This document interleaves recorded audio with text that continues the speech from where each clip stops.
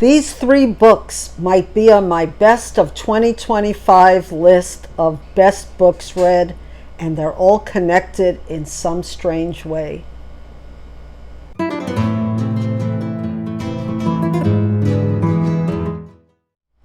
Hello, Booktube. How are you all? I'm Marilyn, and thank you so much for watching my channel.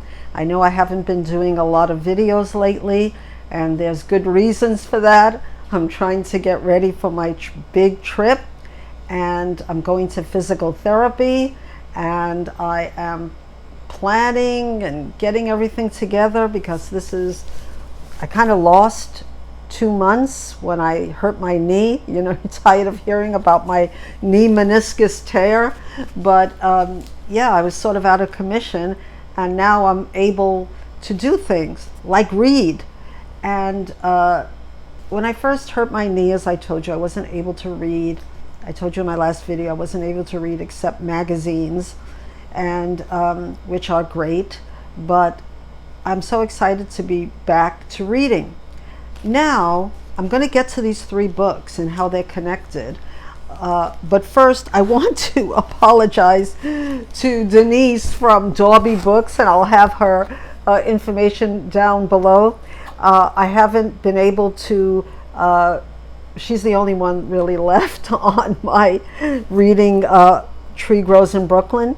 I intend to make another post tonight. Of course, Jack from Spread Book Joy read it with me, and we're going to talk about it on Voxer. But I haven't been able to do regular postings about this very important and emotional book.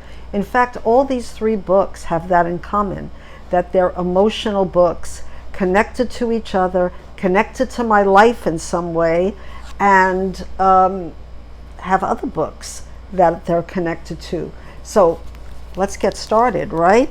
Well, I'm not going to talk too much about A Tree Grows in Brooklyn, except to say, beside what I just said, except to say that I read this on my Kindle, and I did not know that in the back of the book, the 75th anniversary edition, there is an autobiography that's quite long, and it even has Betty Smith as a young girl. And I'm going to put this, and this was so sweet. And I was looking for a biography of her, and now I have it, and it even has her on her fire escape. Oh, isn't that just wonderful? Tree Grows in Brooklyn fans will know how important that is. So I was just thrilled, and this just happened like a few minutes ago. So I have another thing to love about this book. Now, what else is this? Is connected to the other two books, but it's also connected to a book that I've been dipping in and out of, and that's My Ideal Bookshelf by art by Jane Mount, edited by Thessaly LaForce, and it's the best book I ever read. And it just tells all of these people, some of whom I don't know who they are, but one is Dave Eggers, Stephanie Meyer, David Sedaris. I just read a book by David Sedaris, and dozens more. And here's Miranda July, who I think she was just on a very famous list for All Fours, if I'm not mistaken, for the best fiction writer, women's fiction. Alice Waters, and they have their best. They tell you what their best books are. If they had a shelf, and they have a shelf of their best books, and in the end, which I love, you make your own shelf at the end. So A Tree Grows in Brooklyn will definitely be on my ideal shelf. But of course, doesn't that change? Now let me get to that part. So you get to make your own ideal bookshelf, and I'm pretty sure that A Tree Grows in Brooklyn is going to be on my ideal bookshelf, because no matter how many books that I'm going to read, this book is very special, and I will like I say, do a dedicated book review about A Tree Grows in Brooklyn. But it's also connected in some way. And let me just tell you, this book was had me emotional, and I cried. It brought back a lot of parts of my childhood. And I think that's what it has in common with the next book I'm going to talk about, which is The Piano Lesson by August Wilson. And I'm very grateful for Angelia from Read and Reread, who's doing endless drama. And I always loved plays. I loved watching plays. I loved reading plays. Now in this, I'm glad that I got to watch a lot of plays, because I was able to use my imagination to fill in the parts that needed to be seen and heard, but still were very powerful being read.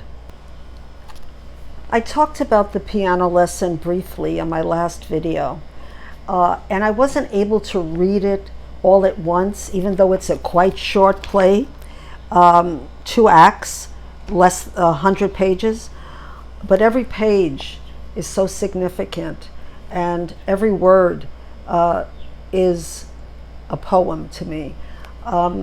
It also is related in some ways to A Tree Grows in Brooklyn, and that's people in poverty struggling to make a life in the North, you can say, because this play is set in 1936, excuse me, in Pittsburgh, Pennsylvania, and it has to do with the Great Migration, and that's where it affects me in a way.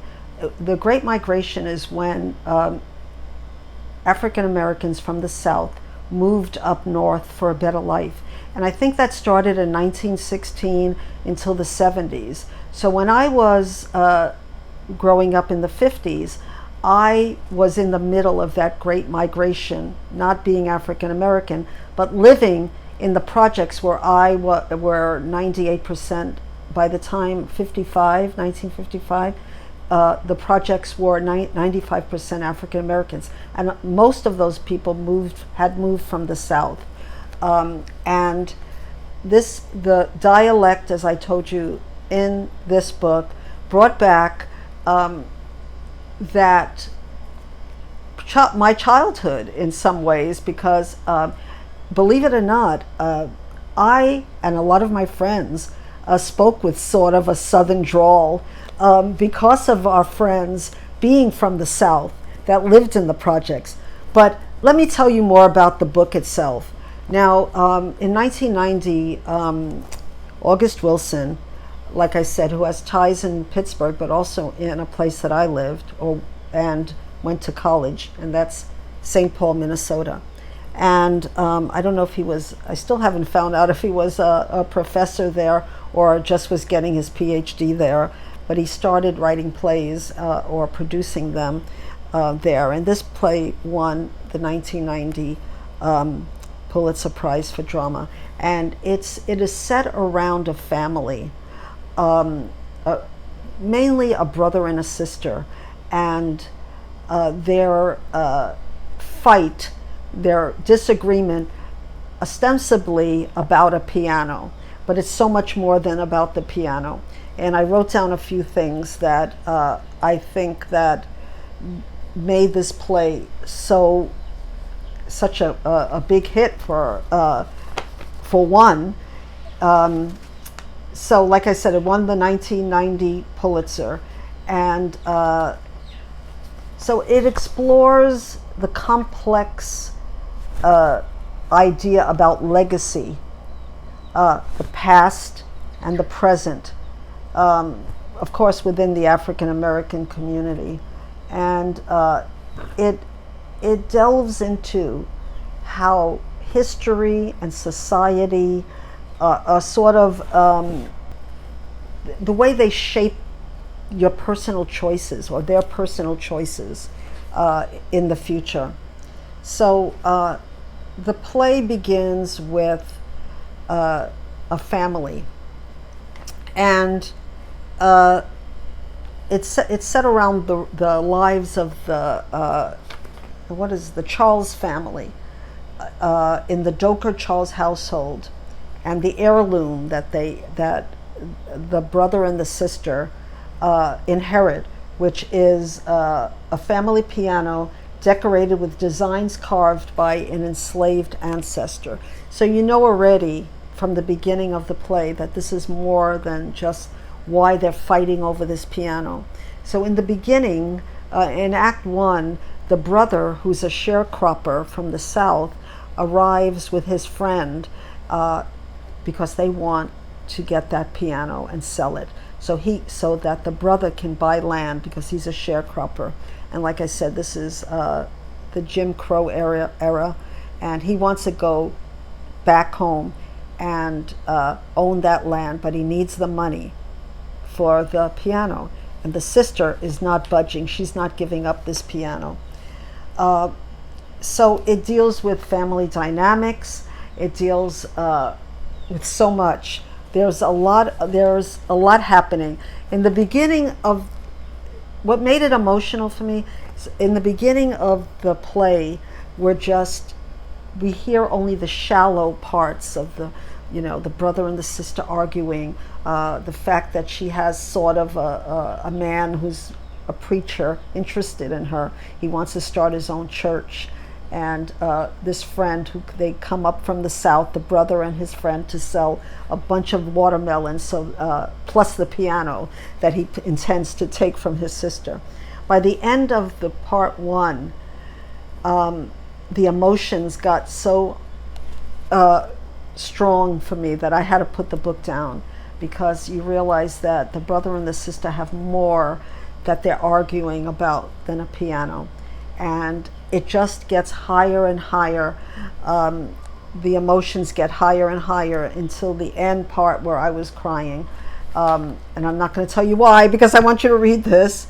It also deals with spirituality. Here we have the woman, Bernice, her name is, sort of boyfriend, or he wants to marry her. And so it's Christianity and this piano that's haunted, so-called haunted. So spirituality versus religion. That's another one of its main focuses. There is a speech that the least person you would expect to talk about this would be, and I'm not going to tell you who, but it tells you everything you need to know about self-determination, how a black person in that time frame wanted to have self-determination, but didn't want to be held back any longer by racism. And just about legacy. I mean, there's so much in these 100 pages. That's why you need to read it, and I need to see it. And I heard that there is a TV production, and I'm going to find it and I'm going to see it, because there's music. Of course, the piano, there's going to be music played, and when you read it, you only see the words. You don't know how the melody is going. So I would love to see this play. I want to see this play. I need to see this play. So I think this is going to be on my best of 2025 list, as well as A Tree Grows in Brooklyn. And why it's related, it's people that are held back because of poverty, because of racism, and trying to have a life in the northern part of the United States. So it's related, and you have to read both to trust me on that. Don't trust me, just read it. The third book that might be and is related in a strange way is a book that I am reading slowly. I read it fast, but then I realized I had to slow down, and that's My Life in France by Julia Child and Alex Prud. And this is more than a love story between Julia Child and food. It is, and if you look at the cover, it is a love story of Julia Child and her husband, Paul Child, and how much they loved each other, and how how that love changed her life and really turned her into Julia Child, the cook. But it's so much more than that. Here's a picture of her mother and Julia Child and her brother, and if you can see, she really still looks like Julia Child as a child. So it has beautiful photos of her life in France, how she really blossomed because of going to France, and her experiences at the Cordon Bleu. But most of all, why I think it's related to these other two books, this has a different perspective. This happened after World War II, and France is a different place now than it was then. She talks about her father coming. Now, she came from a very wealthy background, so you might say that it's contrasted between the other two books that I talked about. But when her father was very, you would say that he was high class, very into being American, and not really wanting to. When he came to visit her in France, they went all over, did the tourist things, but he wasn't impressed. He wanted to go home. And she broke away from that kind of upper class mentality, and she wanted to live a very down-to-earth life, and she was a very down-to-earth person. But it also gives you a look at what France was like after the war, and that's fascinating, and that's why I have to read it again. But it's almost like a polar opposite in a way, because she was brought up with a silver spoon in her mouth, so to speak, but yet because of her personality, it reminded me of the other two books. And it related to me personally, because I plan to go to see what Paris in 2025 is like, and how it contrasts and compares. And I'm interested in food, less so since I hurt my knee. Unfortunately, I kind of lost my appetite, but I'm slowly gaining that back. So I have a feeling, and I heard about this book through other booktubers, and I had read it maybe when I was too young to appreciate it, and now that I'm older, and I always loved Julia Child, and I was never a cook, a classical French cook, of course. I call myself just a home cook, and to see her blossom from a very awkward person into her life, and it was because of the man she married, Paul Child. He was about 10 years older than her, and she just adored him, and that was wonderful. You can just see it on every page, and it really warmed my heart to know that she had that kind of love. Also, that she was in college, she was a basketball player, because she was very tall, and I just love this book, and I think it's on a lot of other people's favorite books. But who knows? Maybe I'll read something that's going to knock this one off of the best books of 2025. But beside that, I've been dipping into other books, and I think I told you in another video that I saw the movie A Complete Unknown about Bob Dylan, and I finally got to the top of the list at my library, and here's Dylan Goes Electric. And I plan to read this, and I have to read it fast because I can't, I have, let's see, I have about a week. I think I can read it. It says Dylan Goes Electric by Elijah Wald, Newport Seeger, Dylan, and the Night That Split the 60s. And I plan to read it this week, so I have this on my radar to read. I'm not like other booktubers that are much more bibliophile, voracious readers. I can't read that fast.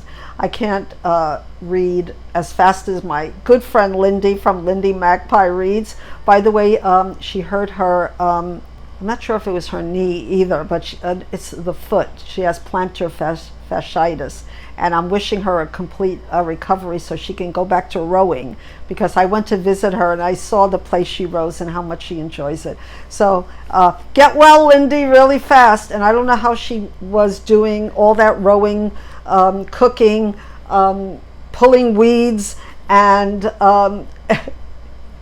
and reading 7 books a week. So that's not me, but I'm glad that there are many booktubers who read a lot. Of course, I had this injury, so I wasn't reading for a while, but I don't think I can read more than 3 books a week. And I don't think these 3 books, I think I read like 2 books this week, or these last 10 days maybe. And what else am I looking into? I got this book as a giveaway, Tales of a Pet Vet. I love animals, and stories from the clinic and house calls. And then I saw it's a finalist by the IAMS Book of the Year. Now I think IAMS is of dog food. So it's by Dr. Dawn Philos. And though there was a few amusing things in this book, it's was not put together well, and this is not a nice thing to say, but I didn't get along with the author's voice or who she was, and some of her philosophies about animals I didn't agree with. And I also thought it needed, for a self-published book, should have been edited more. I'm not against self-published books at all. I read them a lot. I have a whole bunch of books, mostly that were friends of mine who self-published, and this book really needed to be put together. It was not, didn't flow. The stories, even though it's connected stories in a way, it should have flowed better, and it was a lot of repetition.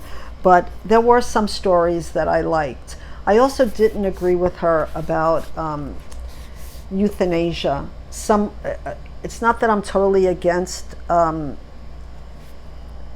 putting a dog to sleep if the dog is suffering, but I'm also not rushing to do so if there's any chance that the animal has a chance to survive, or the vet tells me that I can do this or the other. I guess that's part of my culture,